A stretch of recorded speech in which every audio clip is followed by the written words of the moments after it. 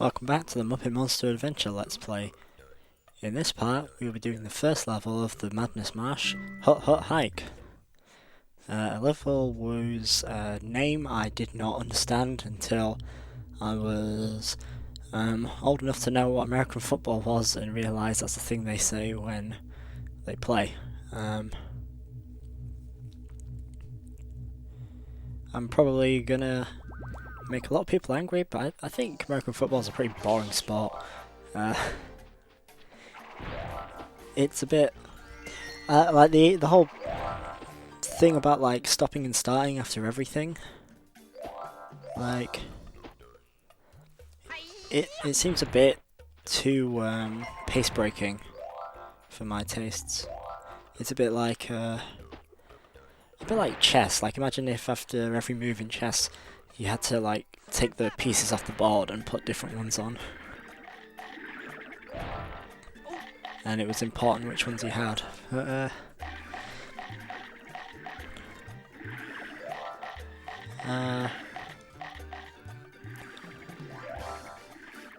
if I had to support an American football team, I don't know, maybe the Philadelphia Eagles, why not?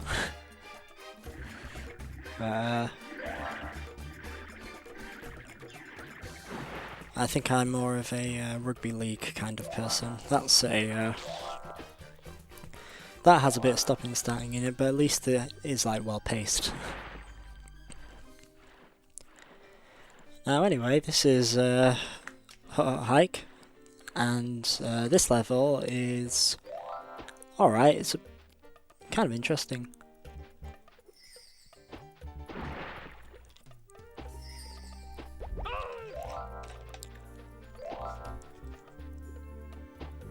The whole thing with this level is that you're in like the marshy swamp area, but it actually ends up like revealing that this is just the outskirts to like a tribal village, and you actually end up in like the main part of the village, which I thought was an interesting idea. I remember when I was younger, I used to see this level. I used to think it was okay, and then I remembered there's swimming in it, and back then I wasn't too confident with the whole swimming controls.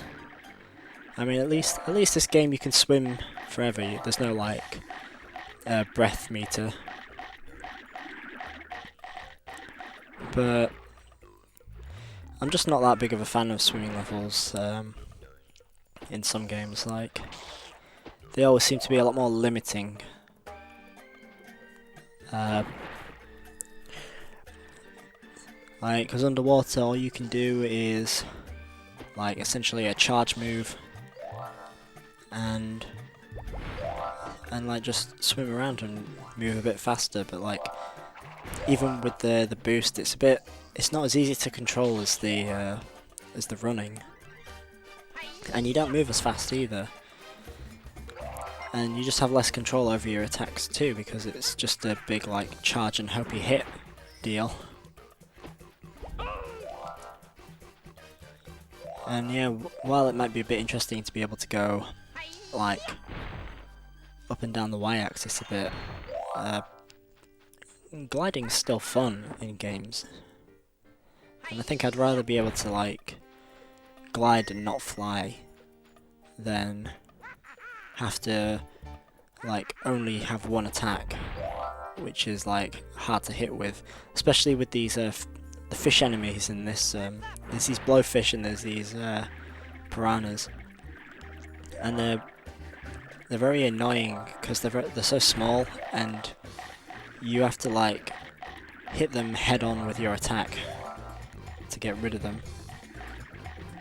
Well, thankfully you don't have to actually attack them, but that's kind of why I'm swimming as low down as possible, because if I get any higher they'll home in on me, and I'd rather not take the hits for when I don't need to. But yeah, because this at least the swimming in this game is decent. At least it's not like a a badly made swimming level. As we saw just then, you can't actually.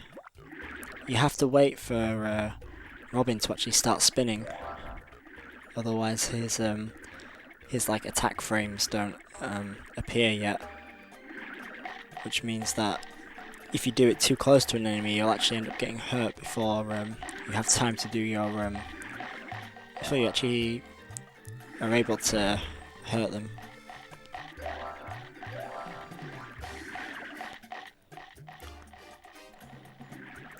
But like with Spyro, at least it's fast. At least it's very good to control. But for this game, it's not quite as fun. I think I might have ranted a bit enough about swimming. But because this is like the water world, I do always like kind of grimace a bit when I come to it. But then I remember, like, I quite like the world after this, so at least I have something to look forward to after. I think the reason as well why I'm not as fond of this world is because the level after this used to always give me a lot of trouble. This level did give me a bit of trouble when I was younger too, and the third level is that one level that I never got to play until I bought a second disc. Because it just never worked, ever. And that wasn't till about... I think it's maybe like 2013, 2012, I don't quite remember. But either way, considering this game came out in 2000, I think, or 2001, I think it was 2000. I'm not sure when I actually had it, but I've had it for almost as long as I can remember. So at least gone like 10 years or so, probably more, owning this game and not being able to play one of the levels in it. I think the other thing as well that I'm not too fond of in this world is this world is the worst offender when it comes to reused music. As you can hear, this is the same music for the hub world. At least it fits in this level pretty well because the hub world kind of sounds a bit tribally, but the next level has its own original track, which I actually like quite a lot, and then the next level actually reuses this track again, so you hear this twice in the same world, and it's not even, it really doesn't fit it as well. So I guess maybe they just didn't have enough time to think of music, or I don't know, maybe the composer was only like commissioned for a few tracks or something.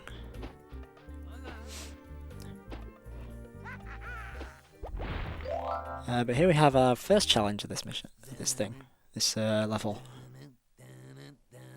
where Pepe does his Jaws impression. We have to fight some pirate shark, and I completely missed the first hole because I'm obviously terrible at this game. Yep, maybe I'm not as good as I let on. You see, this time I just pressed the square button and I didn't actually like push any direction. So sometimes the more simple solutions are the best ones. But yeah, it's a very short race. But this is the challenge where I said the boost stroke is a lot better than the spin. Because yeah, the spin gives you a boost, but the boost, the actual big stroke gives a much bigger one. Because if you use just the spinning move, you'll actually fall behind. The shark will overtake you. And I didn't realise this when I was younger, and then I tried doing it that way, and then it worked, and yeah, it turned out good. And I just got stuck in the wall for a moment there. Because that's fun to do. That's, yeah, very fun indeed. Thankfully, that heart, even though it's underwater, it doesn't move about as much, so none of that, like, trying to kite it to, like, cut the corners and beat it. Oh, just, well, that was a cheap pot shot.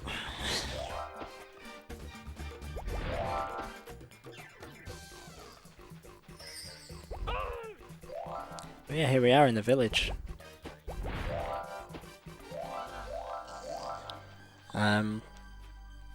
One other thing I haven't mentioned yet is, oh, we just invaded this guy's home, and we're taking his stuff. So I guess theft is also like encouraged in the Muppet world. This bit always reminds me of Magic Crafters in Spyro 1 because there's like the exact same obstacle there, pretty much. One other thing as well that this level now introduces is because we're in the last two worlds, there are now 7 Muppet tokens per level. But, just like before, there's only like 2 challenges still, so it's just another one that's lying around. They don't do anything special with these.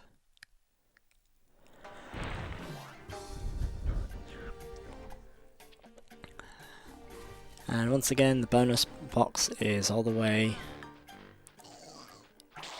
in that middle bit. And here I am deciding, oh, do I get Beaker out of the way, or do I get that extra bit of evil energy? And I chose Beaker.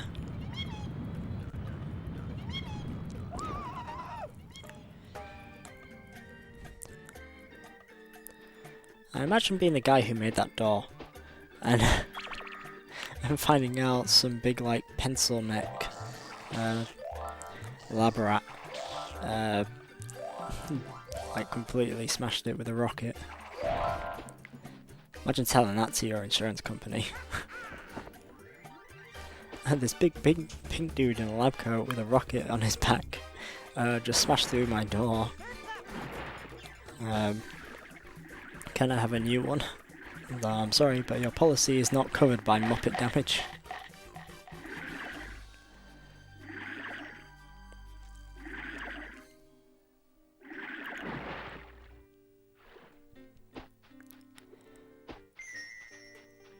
And there we go, there's our bonus one done. I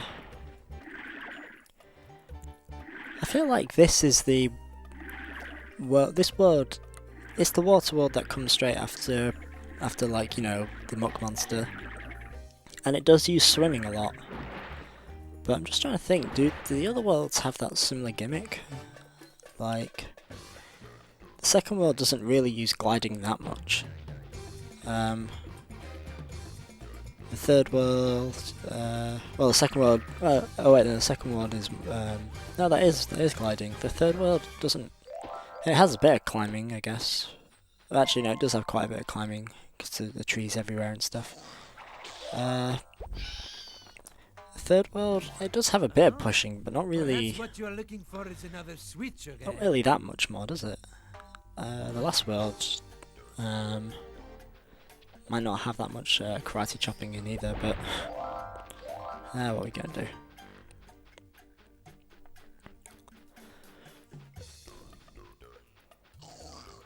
Because yeah, we only have like one Muppet friend left to save, and it's Miss Piggy. Because I don't know, is Dr. Honeydew's uncle really?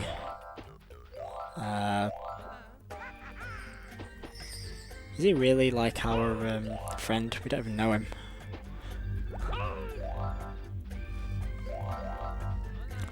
But look who's here, it's the Swedish chef. I don't know what he's doing here on holiday, but... and he's making some sort of, like, I don't know, but stir fry. Oh, you need to get the food, all the food. Get all the vegetables for the stir fry. It's 35 for the Swedish chef. What did he choose to do? Oh, the talking Swedish gibberish.